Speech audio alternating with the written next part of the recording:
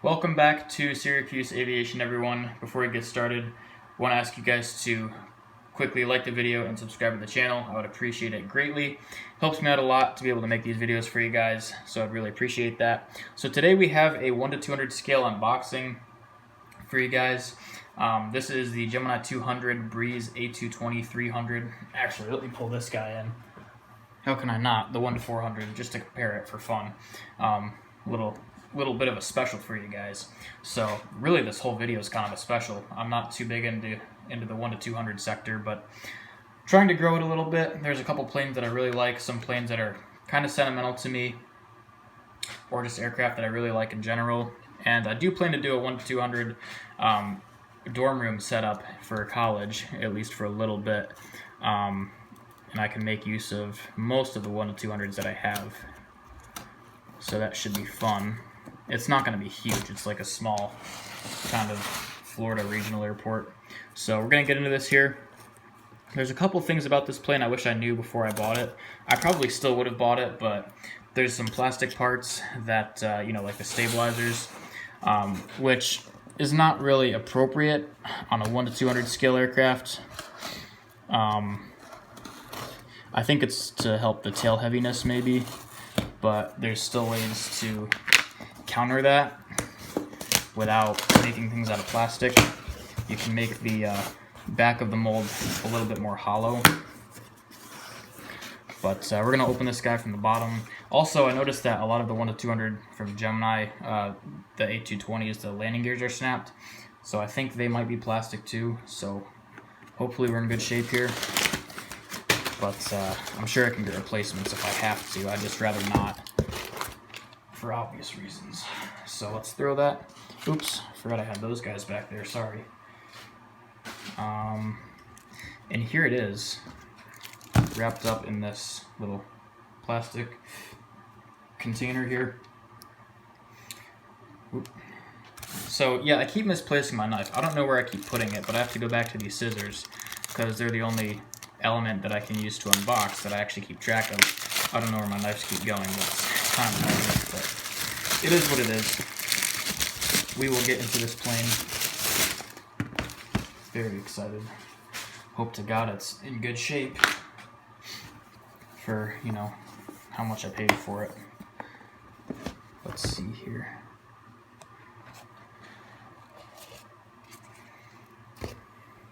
Oh, it looks really cool. Love this. Ooh, nice. Yep, it's in good shape. Very, very nice. The landing gears are all intact. Man, this is cool. This is cool. This is really cool. The stabilizers, even the vertical stabilizer, are indeed plastic. So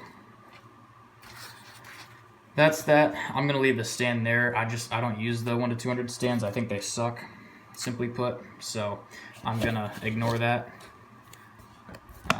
Let's see here. I'll set that up. I'm gonna move these guys. Set up the box for a little bit of a background, at least. I try not to kill these 1 to 200 CRJs. There we go. And the aircraft. Oh my goodness, this is absolutely beautiful. Let's see if I can get a better shot for you guys.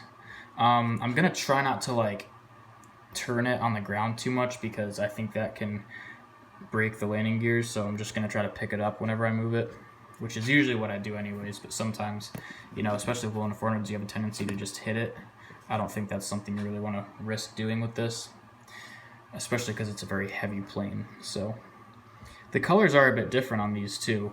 I'm thinking the 1 to 200 is slightly more accurate, but the 1 to 400 is relatively close. So let's, why don't we, of course, do some close-up shots here, just to show you guys what we're working with. I will use this piece of a 1 to 200 stand. So got your nose cone, your cockpit windows, your nose gear, and doors there. Oops, sorry. With the fleet number, which is 203, Bravo Zulu. Gosh dang it. not the most ideal situation to film here, so I'm trying my best. 203 is the first A220 they got, I believe, so that's pretty nice. Breeze titles there, lots of aerials. You can see on the underside you have 2 antennas there, one on the top, beacon light, and then 2 more behind it. There's another little antenna there on the bottom. There you go. Beacon light there. I should show you those details when you get to the underside. But you have your wing root there, or the seam, the O-ring exit, and the root there going towards the back, the engines and the leading edge and winglet there, your fuel tank outlines, flaps, flap tracks, speed brakes, ailerons, all that jazz, looking really nice as per usual. Flybreeze.com.